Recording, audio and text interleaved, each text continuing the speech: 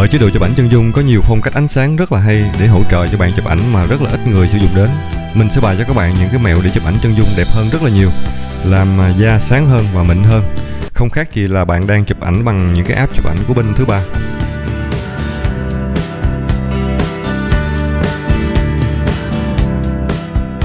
Mẹo đầu tiên là cách chụp ảnh chân dung để các bạn gái có làn da trắng hơn và mịn màng hơn. Ở phong cách ánh sáng tự nhiên, bức ảnh của bạn phản ảnh đúng ánh sáng và màu sắc lúc chụp nhưng không được nịnh mắt cho lắm. Bạn vào ánh sáng trường quay. Tiếp theo, bạn tăng độ phơi sáng lên sao cho vừa mắt. Kết quả là bạn thấy cái làn da của người mẫu được chụp đẹp hơn rất là nhiều, đúng không các bạn?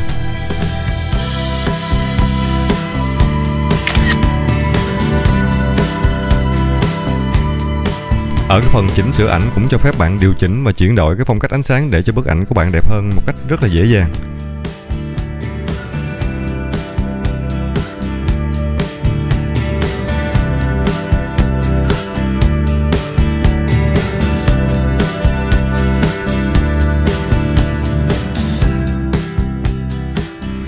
Trong phối cảnh chụp ảnh ở bóng mát, thiếu sáng thì bạn nên chụp ảnh với ánh sáng trường quay thay vì là ánh sáng tự nhiên mặc định của camera nhé.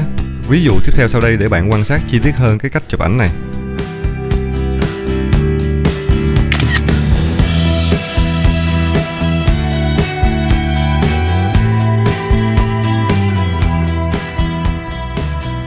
Khi bạn chụp ảnh ở phối cảnh trong nhà với cái chế độ ánh sáng tự nhiên thì làn da rất là dễ bị tối và ám vàng rất là nặng.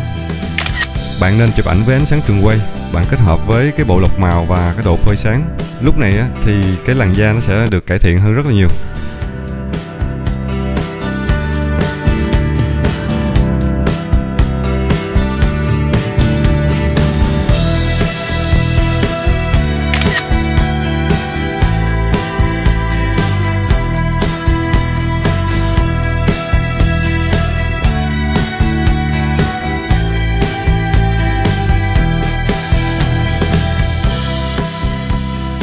Đây là những bức ảnh được chụp với cái tông màu tối cool ngầu đang rất là hot trong giới trẻ trên các trang mạng xã hội.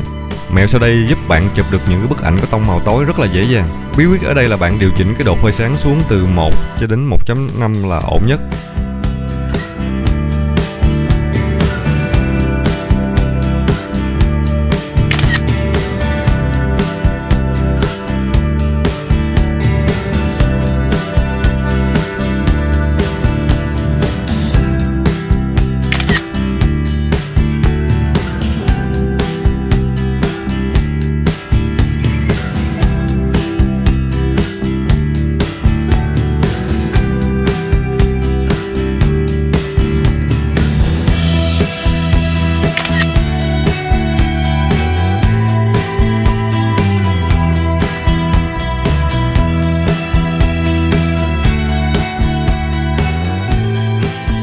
Đây là ảnh của người ta được chụp rất là lung linh, còn đây là bạn khi đi chụp ảnh nè.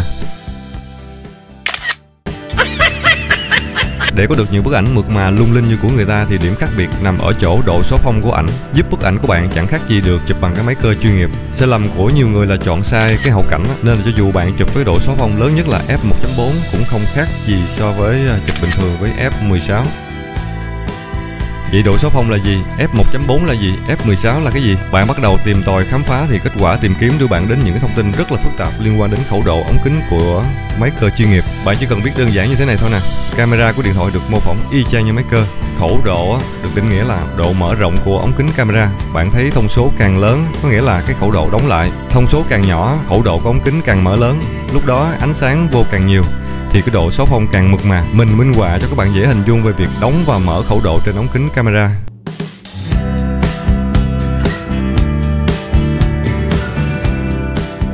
Bí quyết ở đây là bạn nên chọn cái góc máy có hậu cảnh cách xa người mẫu để tăng thêm cái hiệu ứng số phông. Tiếp theo là bạn chọn khẩu độ, bạn muốn cái hậu cảnh phía sau rõ nét hay là xóa mờ và mờ đến cái mức nào thì bạn chọn cái thông số phù hợp với cái mắt nhìn của bạn.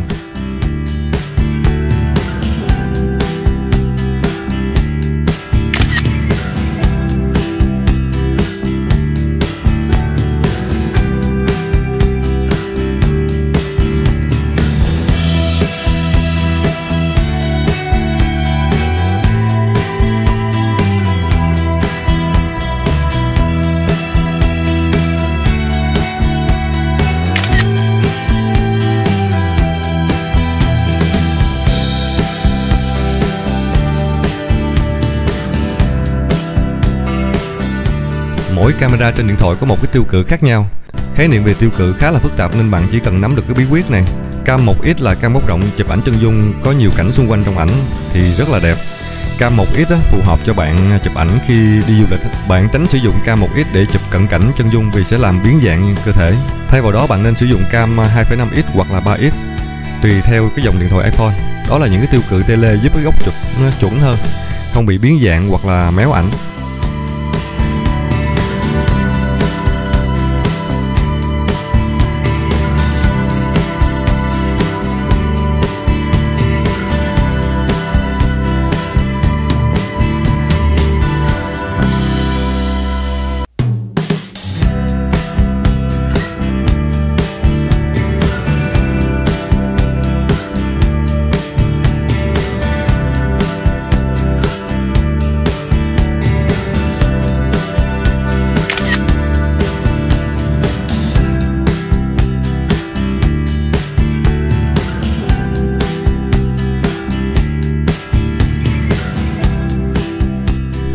Trong chụp ảnh chân dung, ánh sáng là một trong những yếu tố quan trọng nhất và quyết định đến vẻ đẹp của một bức ảnh. Khi mà trời nắng rực rỡ giúp cho bạn chụp ảnh chân dung đẹp hơn rất là nhiều, cho làn da sáng hơn.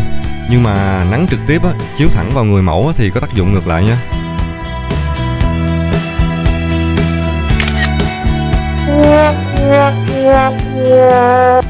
Thay vào đó bạn nên chọn cái hướng sáng gián tiếp, có nghĩa là bạn chọn cái nơi có bóng mát. Lúc này ánh sáng sẽ nhẹ nhàng hơn, tạo sự dễ chịu cho các bạn gái.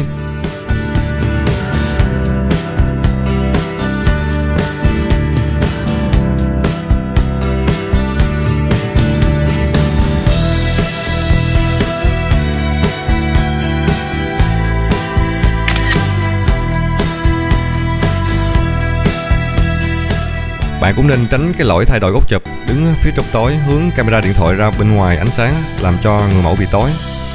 Lúc này bức ảnh nó rất là xấu.